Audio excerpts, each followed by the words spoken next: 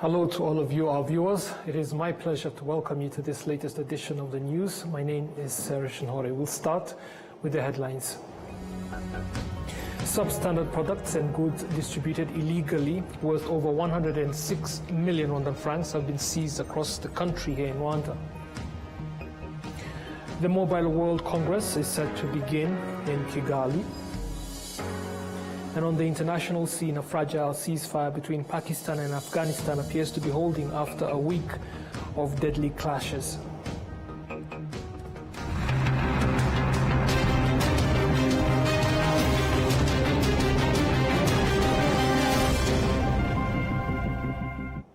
Now straight to the details.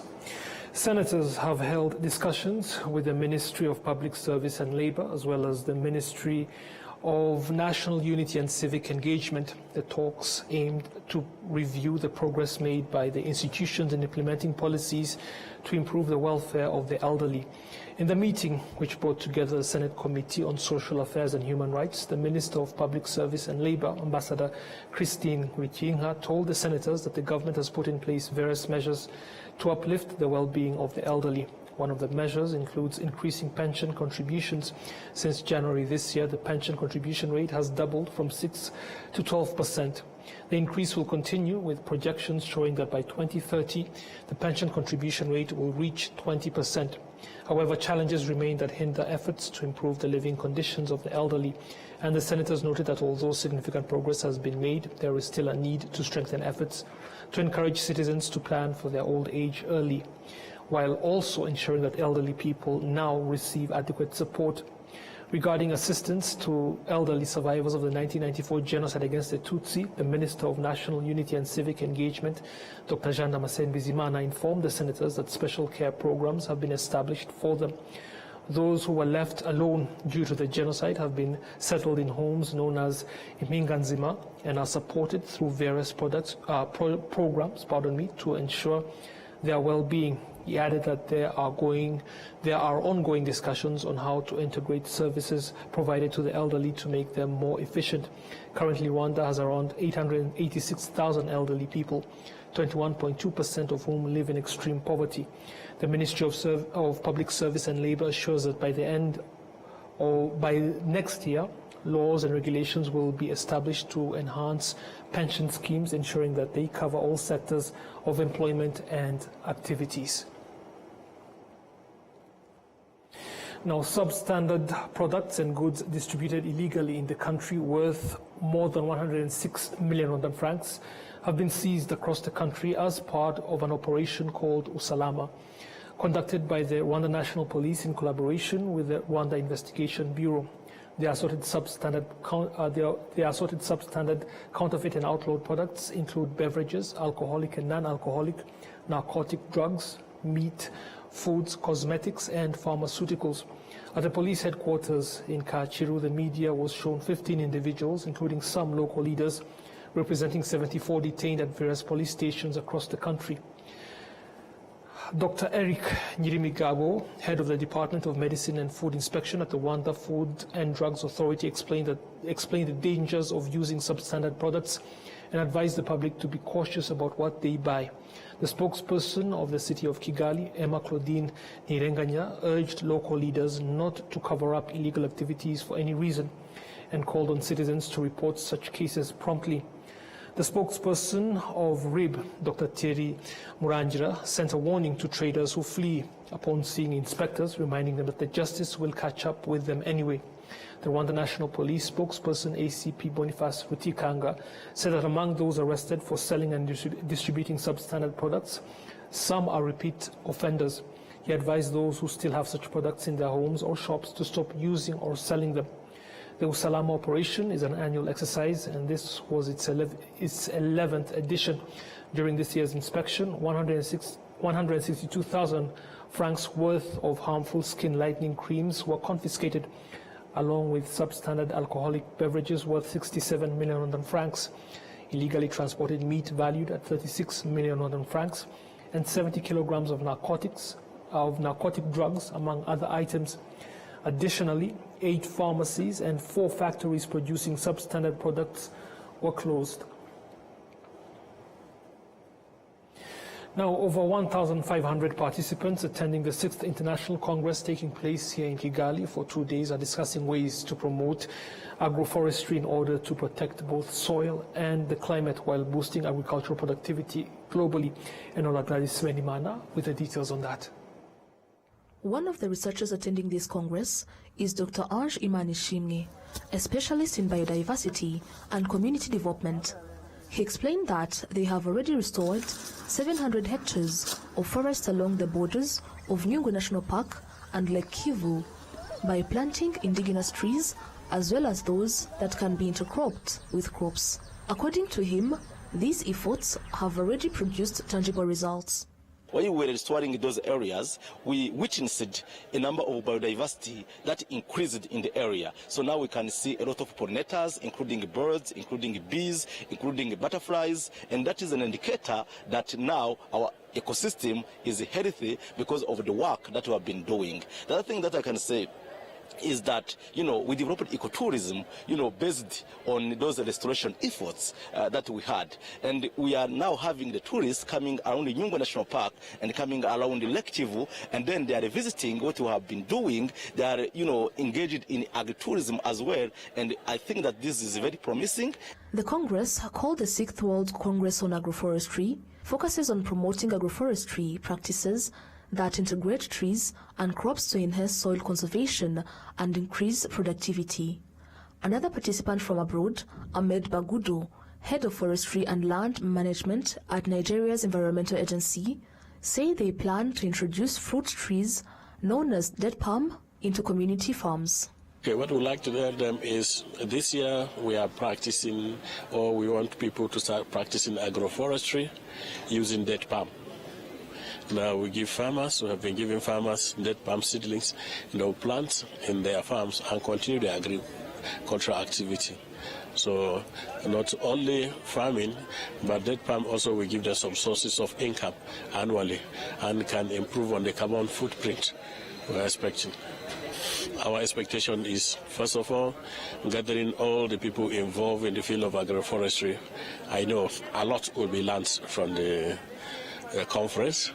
We'll have a lot of take-homes, and it's going to be beneficial. And the ultimate goal of making people to improve their livelihoods by making profits in their agricultural systems and saving our planet, like I said earlier, will be achieved. Participants include farmers, researchers, representatives from government institutions, the private sector, and various development partners. They will share experiences from their respective countries to ensure that agriculture benefits farmers, supports the planet's sustainability, and contributes to environmental conservation. Rwanda, as the host country, has several achievements to share, including having already met its national targets for tree planting. Atanazi Mukurarinda, country representative, C4ICRAF International Organization in Rwanda, which co-organized the Congress, highlighted that while significant progress has been made, challenges remain, particularly in improving tree planting within farmlands. Currently, agroforestry in Rwanda, I can say, is doing well because the government is supporting agroforestry. As you know, with Boni Challenge, it was a plan for 2023, but we achieved the target. 30.5% tree cover was already achieved by Rwanda Forest Authority and the other partner, including C4ICRAF. Then the remaining part to plant a tree mainly is in agricultural landscape. And when you say agricultural landscape, you think about agroforestry. This will bring multiple advantage. Reduce soil erosion, produce a steak for clam beans, fodder for cattle, and for animals, and also it provide other ecosystem services like a climate change, adaptation to climate change.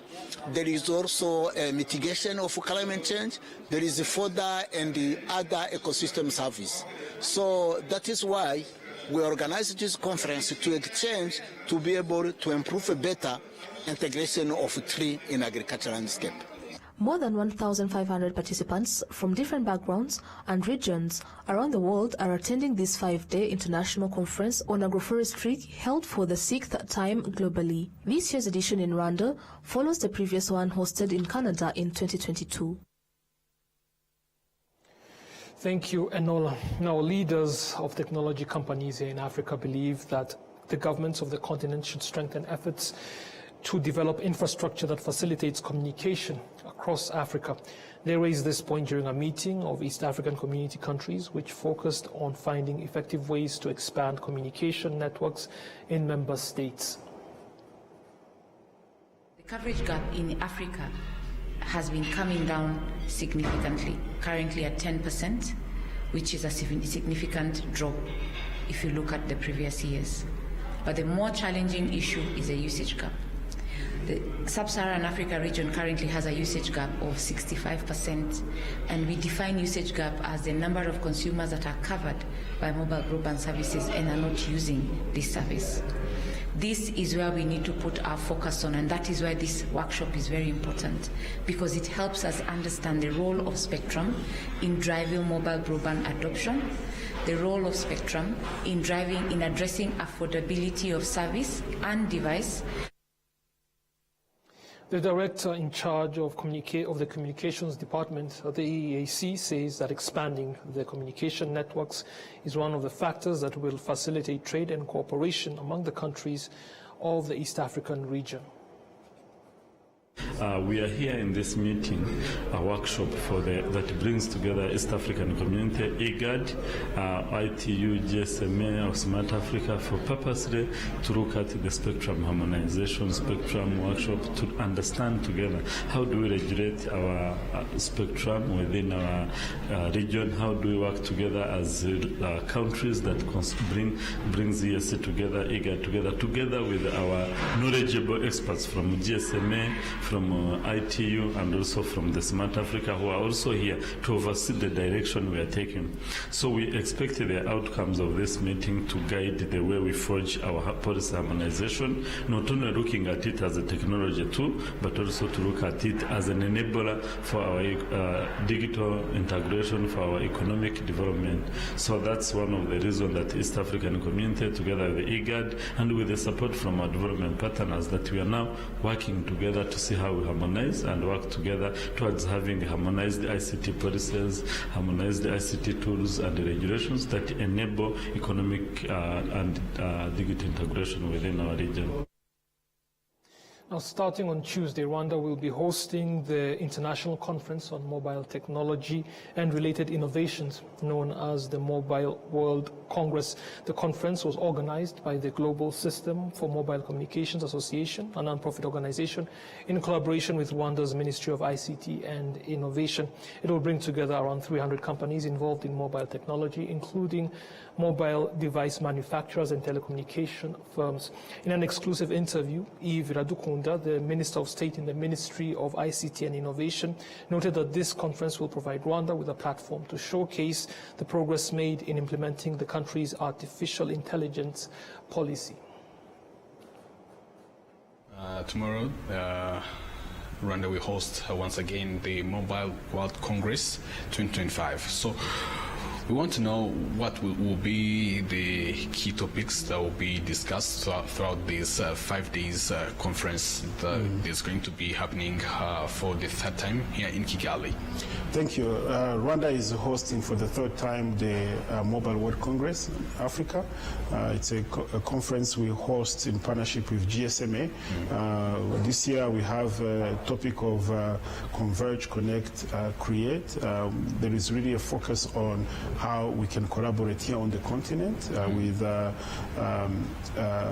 telecommunication companies that are developing and scaling infrastructure to increase access on connectivity, on telecom services in general, but also looking at the emerging technologies like artificial intelligence and also advanced innovations around spectrum to make sure that we can provide a better service to the citizens. So the meeting is a great opportunity for collaboration when it comes to regulators of telecommunication companies, policymakers, investors, and also the operators. So we view it as a great opportunity as a country to host this meeting, where we expect a lot of discussions and dialogue from different companies. So we look forward to hosting the meeting. We expect more than 2,000 participants, both local and international. And in the past, we've had really successful discussions, and this time we expect that there will be outcomes in terms of investment, in terms of better regulation, and also collaboration with other countries, particularly in our region. RBA's Adam Squizera speaking to Ivera Dukunda, the Minister of State in Rwanda's Ministry of ICT and Innovation, earlier on Monday. Now, the University of Rwanda, in partnership with the European Union, on Monday launched the TMOV Plus project aimed at training, supporting research and enhancing knowledge among students and future professionals in the pharmaceutical and vaccine industries. This project seeks to help Rwanda and the African continent acquire the expertise needed to achieve self-sufficiency in medicine and vaccine production, as Africa currently imports as much as 99% of its medicines and vaccines. This university-level initiative adds to Rwanda's ongoing efforts to bridge the gap in capacity and knowledge required to produce high-quality medicines and vaccines both in Rwanda and across Africa, a continent that currently manufactures only 1% of its pharmaceutical and vaccine needs. As we noted earlier, Rwanda plays a leading role in those efforts. Among the recent University of Rwanda graduates were 24 students who specialized in pharmaceutical and vaccine manufacturing. Through this project, new academic products not yet available elsewhere in Africa will now be offered at the University of Rwanda. These include studies in genetics, immunology, infectious diseases, and clinical trials, which will evaluate the effectiveness and safety of newly developed medicines. The first cohort of students in those programs expressed great excitement, saying they are ready to contribute to Rwanda's rapid progress in the health sector. We are the pioneers of this program here in Rwanda, and I hope, looking on the vision of Rwanda to be the hub of biomanufacturing in Africa, I hope we are in the same line. As the pioneers at the end of this program, we will be able to contribute to that vision. And we are going to fill the gap of research capacity here in Rwanda, because it was experienced that we have less local experts here in Rwanda. So I'm excited that as a person who wants to be at the forefront for positive change, for combating different health challenges here in Rwanda, even in Africa. We have the shortage of researchers related to clinical trials, so we'll be able to gain the clinical trial skills and knowledge so that it can contribute to the public health and different aspects of health. Secondly, this is subsequently helping the professional growth, our professional growth as students, and even our leadership, as we will be having the evidence-based approach for the clinical trials result that we'll be having. On the country level, as I said, we will be helping the public health promotion. Like, for example, we'll be having the safe and effective treatment, which were conducted in Rwanda through those clinical trials. In Rwanda, the first phase of the BioNTech factory, equipped with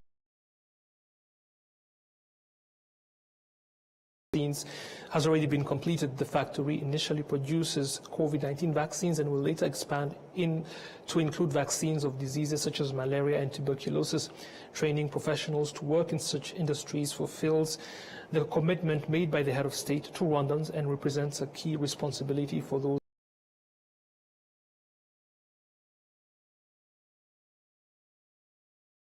Didas Kaihura Muganga. The Union supported Rwanda in its initiative, in its endeavor to strengthen its capacity in vaccines and drugs manufacturing.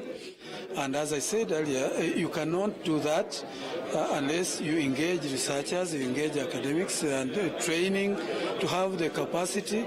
And so that capacity was divided into two. There is capacity in training, of course, developing programs in training researchers, practitioners in that domain of drugs and vaccine manufacturing, but also empowering our institutions, our laboratories, having the capacity to get to that level of being able to manufacture, to test, to regulate, to the entire ecosystem, and be able to deliver the quality products and quality trainees, because they were trained with enough resources. So we are so grateful to the European Union, to the government of Rwanda that partnered with the European Union to be able to finance us. I know we are not alone in this. There is an entire ecosystem, there is training and many others, but we look at ourselves as being in the center of everything, because we are going to be training all those that will be working in those different sectors for vaccines manufacturing, for regulatory functions, but also for training, even for teaching these programs at university level. Now, the research activities under the project will go beyond the integrated health approach,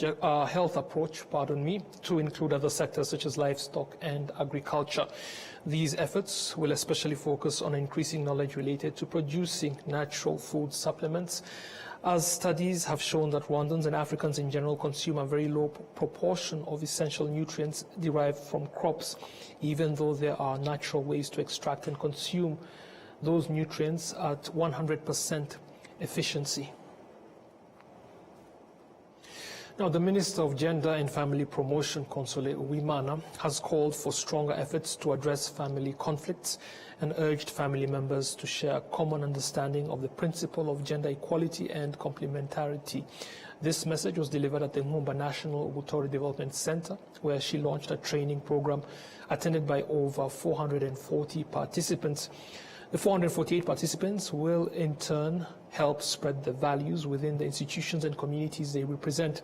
They acknowledge that misunderstandings about the concepts still exist in certain areas. While opening the training, the minister highlighted that Rwanda has made remarkable progress in advancing women across various sectors, progress that has been widely recognized internationally. But she also noted that there is still more to be done to build peaceful and sustainable families. Those attending the 5-day training came from across the country. They include members of the National Women's Council, the National Youth Council, and the National Council of Persons with Disabilities at both sector and district levels, district officials in charge of planning and agriculture, as well as representatives of faith-based organizations and the private sector. In the town of Muhanga, 2 markets, that is modern markets, designed specifically for small-scale traders, are to be established. One of the markets has been completed, while the other has reached over 90% completion. The construction works have provided employment to more than 400 people. The Muhanga District Administration says both markets will be operational by the end of this year. The first market at Nyabisindu within Muhanga town itself was built at a cost of 1.2 billion Rwandan francs. The mayor of Muhanga district, Jacqueline Kaitare, has explained that the smaller markets are meant to complement the existing central market in Muhanga town, while also creating opportunities for small-scale traders, particularly former street hawkers. The markets were built by the government of Rwanda with the support of the World Bank.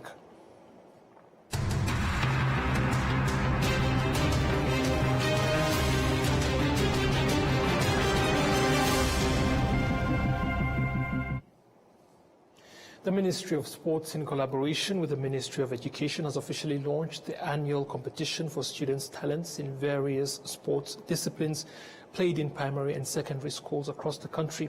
The event was warmly welcomed by students who already have different talents, saying that with each other.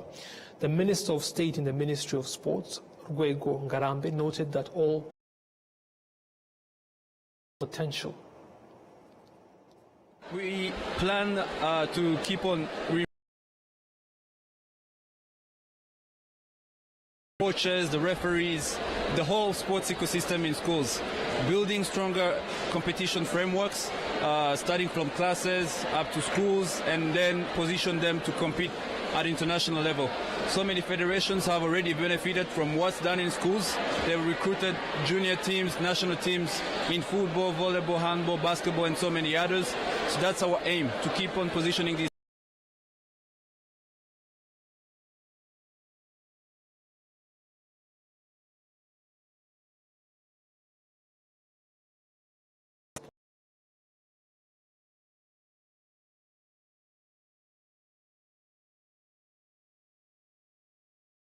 The competitions, officially launched on Monday, are annual and will be played throughout the 2025-2026 school year.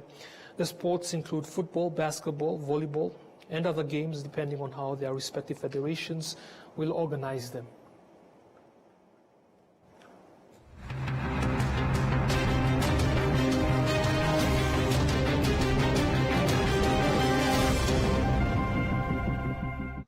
Claudia, beginning.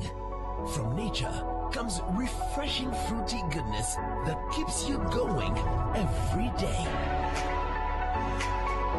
With every pack complementing life's best moments. Not one, not two, but 5 different fruity flavors. And this journey keeps giving. Introducing Inyandi's new fruity juice flavors, guava and cocktail. Now available at your nearest shop. Always ask for Inyandi.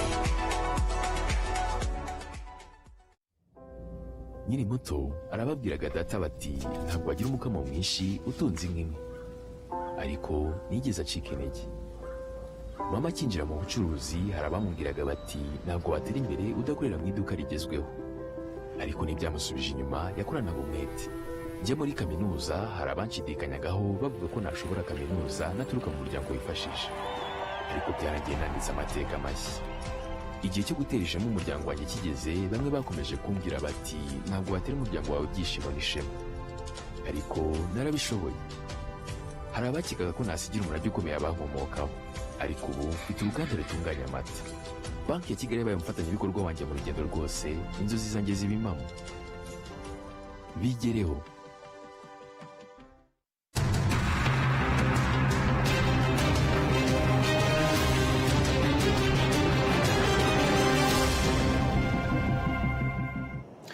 A fragile ceasefire between Pakistan and Afghanistan appears to be holding after a week of deadly clashes that killed dozens on both sides, the worst fighting in years.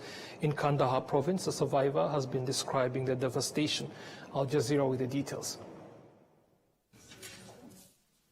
زه کلملا د جاج محمد زوی د کندهار ولایت د سپین بولدک ولسوالۍ اوسېدونکی.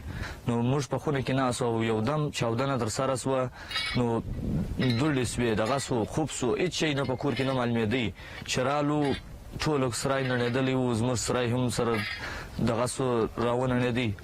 او چې رالو دا کور ته ټول زخمیان مو راوکښله او شهیدان مو د په دغه وخت کې چاودنه ترسره سوه. په دغه وخت کې پر ټولو زنانو او ماشومانو باندې خونې رانړېدلې وې. یوازې زموږ کور پاته و، زموږ د کور انسانان ټوله په برنډه کې ناست وه. یو زه او یو زما ورور په خونه کې ناست و چې سره راووتو. دلته ټوله د خارو لاندې وه، هغه ټپیان مو یو یو راکښله د خارو څخه، د انسانان مو یو یو، د کوچنیان، د زنانې، د ماشومان، ځوانان، دا مو د خارو څخه راکښله، سیده مو هسپتال ته استوله. چې دا چاودنه وسوه، د دې دا چاودنه چې کوم وخت سوې ده، د ماپښین 3:30 بجې وې چې دا چاودنه ترسره سوه. زما یو د اکا زوی کیچپې دی چې زما د کشر اکا، او یوه چې د خور لور یې ده هغه کیچپې ده. زما د فامیل څخه 5 کسه شهیدان او 8 کسه زخمیان، چې په شهیدانو کې یوه زنانه او 4 ماشومان شهیدان سوي دي. Syria's 14-year civil war has had a devastating impact on children in that country. Aid workers call it one of the world's deepest education and protection crises. Millions of children are growing up without an education, trapped between poverty and displacement. Al Jazeera once more. Many teenagers spend time texting on their phones. Alaa does not own a phone, and even if he did, he cannot read or write. Born 2 years into Syria's civil war, the 13-year-old has never been to school. For $4 a week, Alaa works long days and hopes he'll become a welder. Unlike him, 11-year-old Majd did go to school, but not anymore. His family moved back to Aleppo from Idlib, and now his father says he can't afford to send him to school. Now making fiberglass auto parts is full-time work. I got a certificate of high achievement when I completed the 4th grade. I want to become an engineer. Life was better where we used to live. Here, we don't have time or space away from work. At school, I used to play with my classmates. Child labor seems to be rising here as a coping mechanism to help families survive. Every street in Syria's industrial hub is full of children who cannot go to school. Many families instead need children to work to help with household income. Others can't afford costs related to schooling, like uniforms, materials or transportation. After 14 years of a devastating war and destroyed infrastructure, nearly 2 million children are at the risk of malnourishment. Nearly 2.5 million are out of school and an estimated 7.5 million require humanitarian assistance. This is Douma, on the outskirts of Damascus. All over Syria, schools are destroyed, damaged, or are being used as shelters for displaced people. Funding shortfalls make matters worse, in addition to access in some areas blocked by instability, damaged roads and governance issues. We have rehabilitated around 800 schools, reinstated dismissed teachers and preparing classrooms and recruiting teachers. We've launched initiatives such as the Back to School campaigns. Many children suffer trauma and mental health issues, but that's not a priority. Those who make it to school face overcrowding and no electricity in classrooms. I hope that no more than 3 students use one desk, and there are fewer students in my classroom so that we can feel comfortable.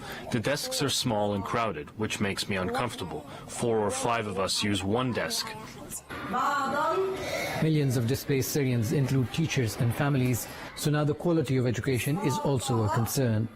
This year I have 69 students in my class. It's higher than last year, and ideally it should be 30. I'm dedicating all my time, and it's stressful to fill the gaps. For students like Majid, those gaps are so wide that he can only wish to go to school. Another Syrian generation suffering from war, even after most of the conflict is over. Samar Mujawid, Al Jazeera, Aleppo. Now, before we conclude this edition of the news, let us again take a look at the headlines. Substandard products and goods distributed illegally worth over 106 million Rwandan francs have been seized across the country in Rwanda. The Mobile World Congress is set to begin in Kigali on Tuesday. And on the international scene, a fragile ceasefire between Pakistan and Afghanistan appears to be holding after a week of deadly clashes.